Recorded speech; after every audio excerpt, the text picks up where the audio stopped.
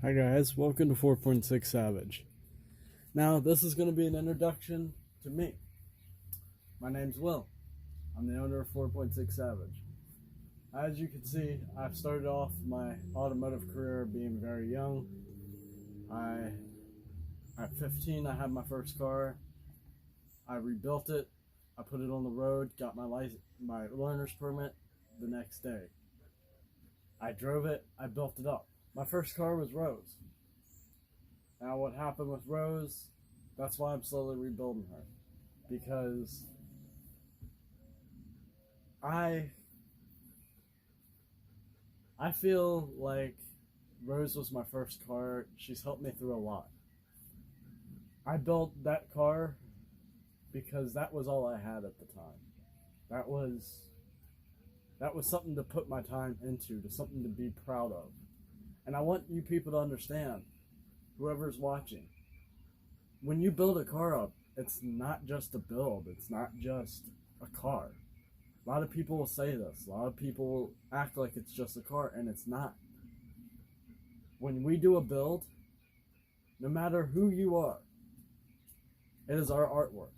No one can tell us that it's bad, no one can tell us that it's wrong.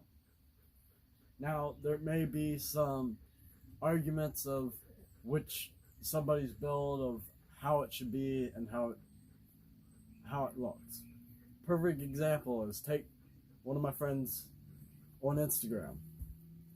He has a V6 Mustang. I give him shit all the time for it. Honestly, I don't have a problem with his V6 Mustang. It's just something to do. It's something we joke about. Now, when we refer to people not being car people, it's when there's a difference between trying to act cool and actually building a vehicle. When you pick up your Honda, or any vehicle for a matter, it doesn't matter if it's a Honda, and just slap stickers and hood scoops on it and a spoiler and think you're making it cool or you're doing a build, you're actually not. You know, you can focus on cosmetics, that's one thing. But you're trying to fit into a crowd, and it's just, you're not trying to learn anything. The point of being a car guy is learning. When you do car work, you have to learn. I've learned so much off of that car. I can rebuild that car without even thinking. I can rebuild any Mustang of that year range without even thinking if it has a 4.6 in it, because I know what I'm doing. That K-member, all of it, I can do it. I can change an intake manifold in 45 minutes. I've changed them so many times on the 4.6s. That's because I've learned. I grew up doing this. There's nothing to putting a hood scoop on.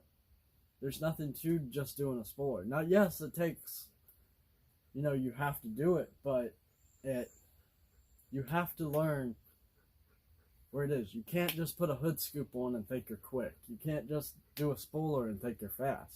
You have to understand that when you actually do mods, they affect one thing. A lot of people think, oh, spoilers look great, it makes it look like a race car. It's not true. Spoilers are there to create downforce. Downforce, depending which kind of car setup you have, when you have a spoiler in the rear, it puts downforce on your rear tires. This allows you to corner at higher speeds. But it also reduces your top speed. For everything that you do on a car, there is a give and take. And if you become a car person, an actual car person, not someone who just slaps stickers on and thinks they're a car guy, normally you could forget about gas mileage. Because when you start building up, you're losing that ability. That's one of your losses. You're trading horsepower and torque and speed for less fuel economy, for more noisy of a ride. When you put lowering springs on, you're making it a harsher ride. And through all this, we have to understand that it's something we do. a lot of things people don't do is they don't do research before they start their builds. They start throwing parts into it, and then later, like me, I bought a cheap set of headers and now I'm paying for it. They don't fit right. The O2 sensor is being jammed into the transmission. I can't torque the bolts in the car. I have to do it out on a stand, and even then it's still hard. That's my fault. Now, I'm getting a little bit off topic. Right now, getting back to me. Currently, I work at Walmart. I am in the auto care center doing tires and oil changes. I have wanted to be a mechanic for a long time. I don't enjoy automotive work. I don't think really any of us do. I think we do it because it's a sport. I think we get frustrated with it, but honestly, we always come back to it. It's like that love-hate relationship with an ex we have. But that's not where I was going. Anyway, you go back and, it's what my plan is I want to get my certification. I want to open a shop. I want to just do small repairs, and then when I have a big enough clientele, I want to start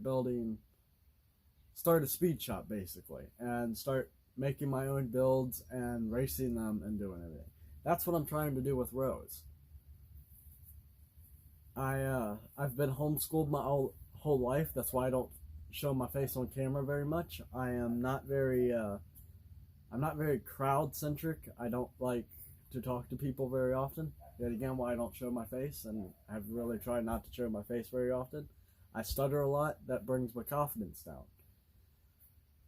But I'm making this video today to show you all that I do have confidence.